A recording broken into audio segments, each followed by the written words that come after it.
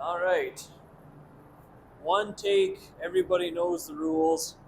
I'm going to show you how I'm masking up a door and fender combo on this Jeep Compass. Got my tape thing and tape thing caddy. I got 1.5 inch and 3/4 inch tape. So first thing I'm going to do, bring it all the way to the back. Oh yeah, before I get really into it, I have 6-inch and 18-inch paper. I always start from the back and work my way forward. So what I'm going to do here, first things first, because I have a panel I got to blend into right here. I don't have to paint that back door. So I got this nice panel edge here. I always backmask everything I can. Backmasking is essentially taking your tape and taping the back side of the panel edge for your plastic to stick onto it.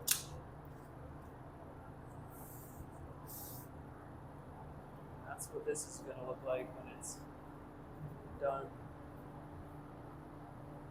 That's backmasking 101 right there. Very simple, very easy. Next thing I'm going to do, I got the fender to door gap.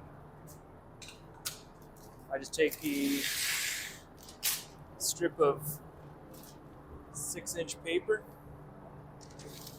And I want to stuff it in there on the back edge of the fender. Stick the tape in there. And what this is doing is preventing any overspray to get inside on the A-pillar. Definitely want to avoid that as much as you can. Just when you're unmasking your job, you want to make sure everything is good and cured, because the paper could touch the outside of your door if it's fresh clear, and then it could put some marks in it. You definitely don't want to do that. So typically like this, make sure it's good and dry. Let it sit overnight if you can. But let's try and push it in there.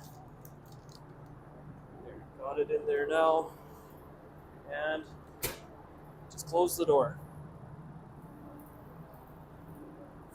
That's the beginning of masking off this door. And along the top edge here, I can easily backmask this door. I don't really want to tape on there. Bell molding is going to cover it. If you can backmask, I highly recommend that.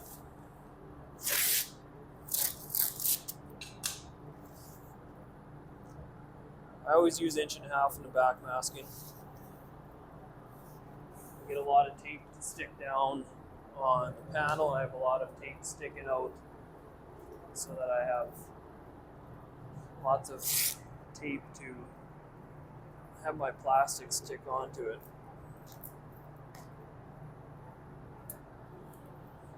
Just taping up this, what would you call this piece? This molding here, so I don't get any paint on it, but I'm actually going to take my 1.5 inch and push it down a little bit deeper. Try and cover it because I can see some black in there. I don't want the black to look orange when I'm all done.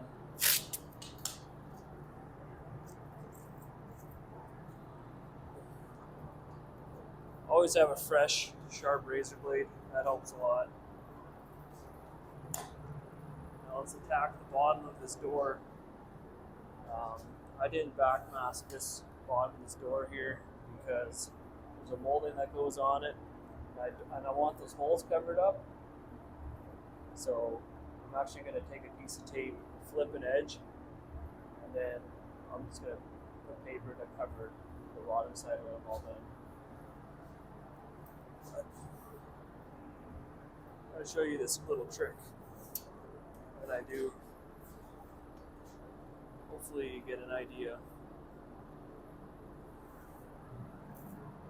I'll just stick it to my stand here, and with this, my thumb and index finger, I kind of pinch it to give yourself a flipped edge.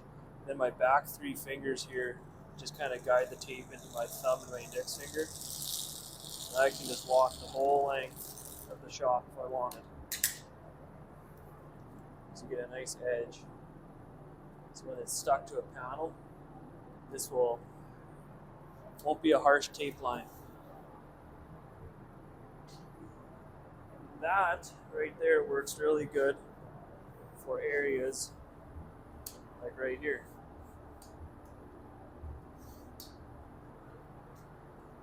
I've got a body line right there. I'm going to take that, fold it over edge, and I'm going to place it right on top of that body line so it can get a little flutteriness. It's all hidden anyways, but you can use this elsewhere. I'll be using it in the fender there, but that just gives me a nice soft edge. Now I don't have to worry about taping up those holes. And actually, while I'm here, I should mask up my door handle holes. I don't like using tape. If I get to the backside, I'll tape up the backside. But I don't like using tape to try and tape up those holes because it doesn't really stick very well because it's kind of like a weird shape to it all. What I end up doing, take foam masking tape and I just ball it up. And this plugs those holes really nice. Here's what I'm talking about. Balled up foam tape, roll it up.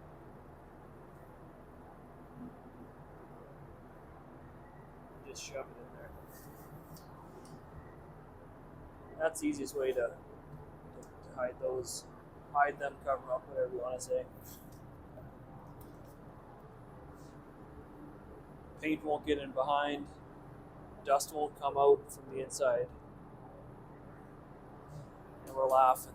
That easy. That's really the only thing I find it really good for. Like its intended purpose, I'm not a fan of that. Doesn't seem to work as good as they advertise. Again, I'm going to backmask the fender here, but I do have these holes here. So what I like to do, because it's quicker,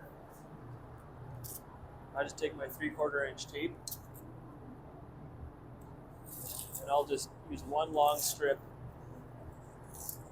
and I'll just feed it along, backmasking each hole. And I mean, you could tear off 10 individual little strips to cover all the holes, but that's just more work. And then when you're done, you got to tear them all off too. You make one strip, covers all the holes. It's easy to uncover them later.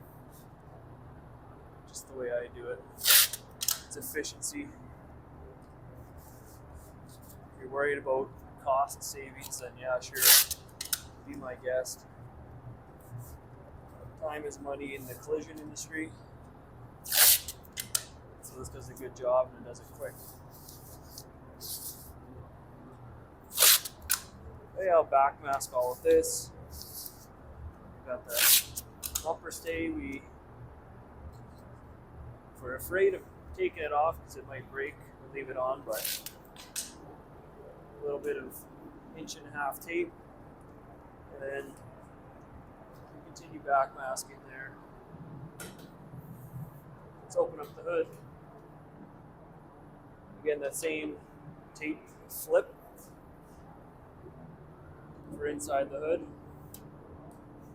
Be using that again for inside this edge. So again, those thumb and index finger pinches it off. The other three just kind of guide it into your thumb and finger. And you could walk the whole distance of your shop with that. Just don't go too fast because I find you get a little bit of a friction burn if you start giving her. I try and feed this into the corner so that your flipped edge is just up a little bit. So it's fed right into the corner here. So then I have this nice little flipped edge that will flutter and make a soft edge. I'm pretty sure that's what that foam tape is designed for, but this is a way better system, and cheaper too, to get what I think is better, more consistent results. And then again, if you're inside of a door jamb, always use 6-inch paper, unless you can backmask. Backmasking is way more efficient, but that can only be done on the edges of a panel, not even of a panel, but of panels that are an opening panel. So a hood can open, these doors can open, everything else, so like along the quarter, even along the front edge of the door.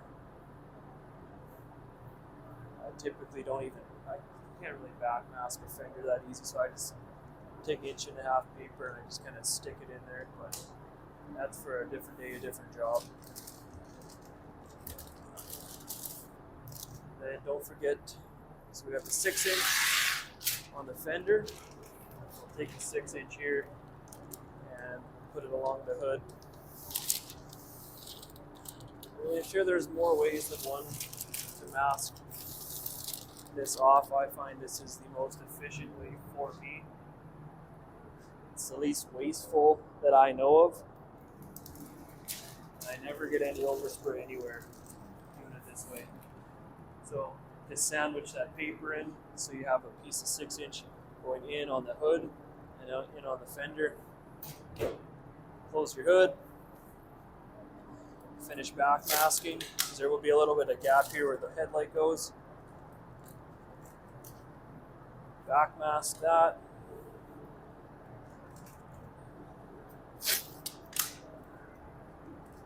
And back mask the rest of the headlight area. So to kind of recap here, we're kind of at the stage where we're going to start bagging the car. I back masked the door along the top, I flipped an edge. If there wasn't a molding there, I would back mask along the bottom, but since there's a molding there, I'm not taping up the holes from the inside because that's going to take forever. Back mask all my wheel openings around the headlight. Paper goes inside of all the opening panels in this instance. And yeah, we can start bagging the car. This is where the back masking really pays off. It's when you're bagging a car. It's super easy. So all you really need is a sharp razor blade. You don't really need to worry about having to fight plastic. Once you stick it down here, I'll show you the way I find bagging a car works best. Let me back this up a little bit. So plastic's laid over. It's, it all folds out. This is 16 feet wide. So I'll kind of get one end started. I want to keep it as centered and square as possible. And I'll unfold 1/2 of the half at a time. I don't want to pull it all out at once, because then I find it's a little more difficult to keep it square and you're kind of fighting with it as we go on, but I gotta go. Somebody just walked in. Okay, take 2. I guess it's not one take all the way through. Where was I? Oh. We are bagging the vehicle. So I kind of just pull half the bag out before I do it all. It slides around all over the place. Hard to get it centered. I think that's where we left off. I kind of had a customer walk in. Bit of a demanding guy, wanting to get an estimate, not now, but right now.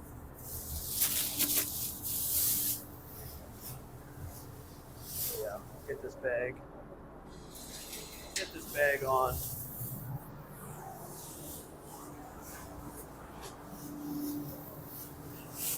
I pull it all out as nice as I can, center it. And I always start in the middle when I start sticking down the plastic to the tape.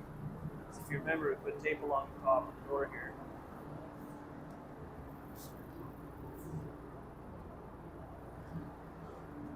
So what I'm going to do, kind of have it centered.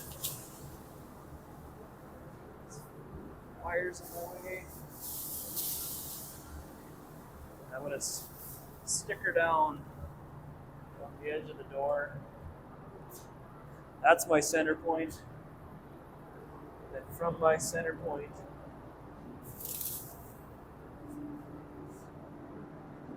I start pulling the bag of plastic.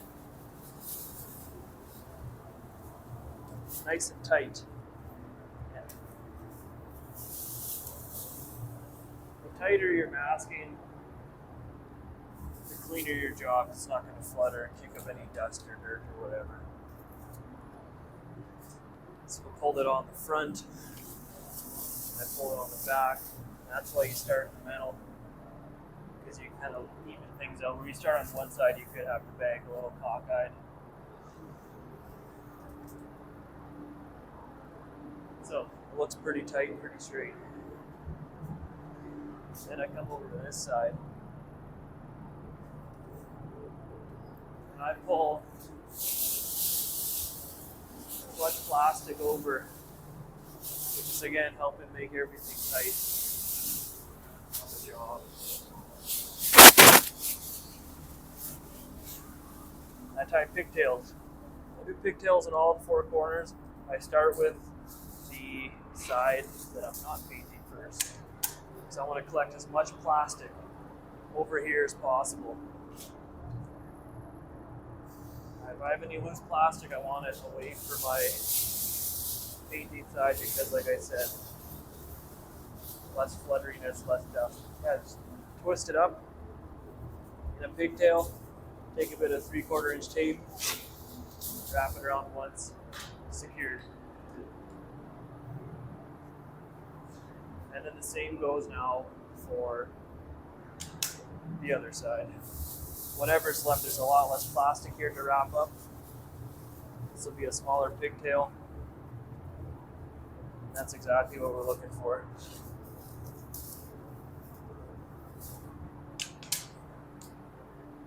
And then the back. Do all 4 corners. As you're doing it, you kind of pull the plastic and tighten it up as you're going. Makes it pretty simple. There. Now we get to use our sharp razor blade. Okay, got interrupted again. Let's see if we can make this. 1 take, I guess not. I had ambitious goals and I failed. That's okay. Fresh razor blade, since I taped along everywhere. I try not to put a lot of pressure. I just want to cut the plastic. I do not want to cut through the tape. And you start cutting out the plastic that you don't want. You want to keep the plastic on where you don't want any paint. The plastic that is sitting over top there is where you want the paint. Cut that out. That's simple. I don't like having plastic hang at the bottom. It's very loose and flimsy. But I like putting paper there. It's heavier, doesn't kick up as much. It'll protect from overspray going underneath the vehicle. So cut around the door. Now I stick my blade inside of the gap to avoid scarring the paint on the outside of the hood or the fender.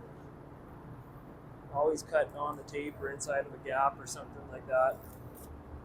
because you don't want to create more issues or damage when you're trying to fix the issues or damage.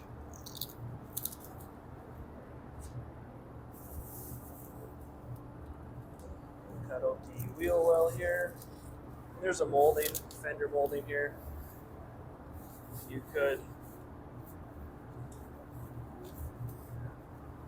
do what I did on the door, but beside access to the holes on the back side, I could just tape them off really easy. Again, we're gonna just cut that straight down.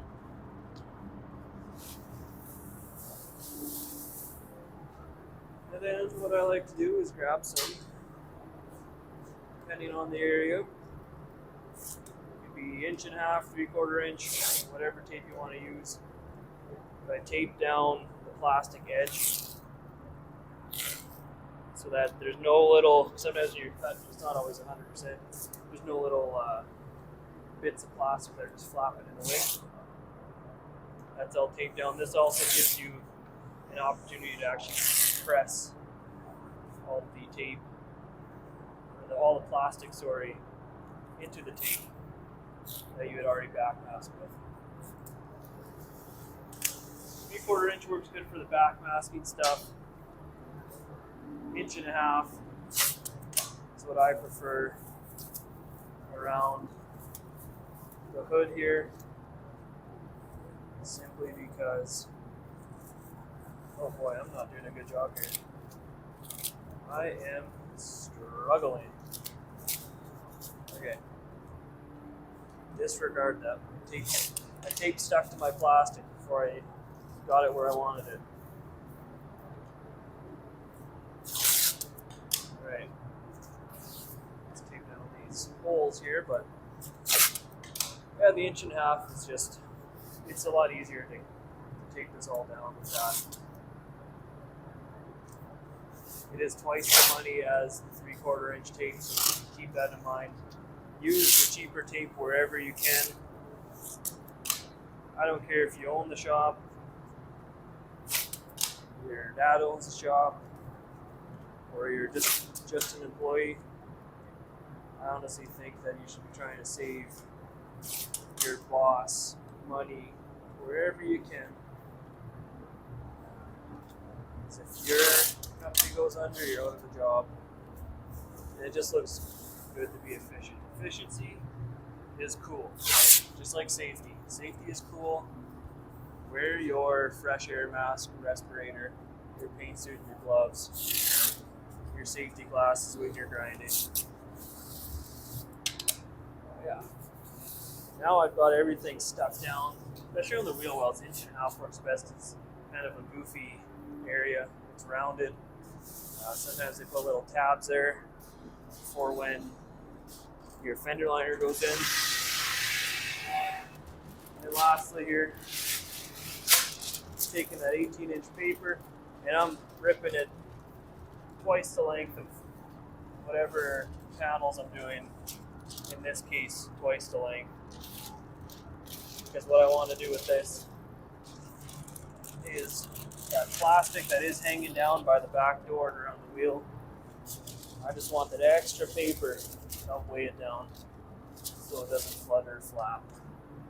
Bonus points if you tape down the edges of your paper with plastic. Double bonus points if you want to put another sheet of paper along the floor and tape it to the floor. Be my guest. If I'm clearly 18 inches away from the ground, we're good. Alright, we are back. Another time being interrupted, but really all I gotta say is this is done. Just make sure your tape is all stuck down, your foam and your door handles are in place. Just be careful when you're wiping and stuff, but this is how I ended up masking up the door and a fender on this job. If you learned anything from this, comment, subscribe, like. Yeah, hopefully going to come out with more masking procedures and how-tos and you name it when it comes to auto body, but especially masking. I've got a few people asking how I mask on cars, and I want to keep doing different scenarios like this, showing how I do it, and hopefully you learn something.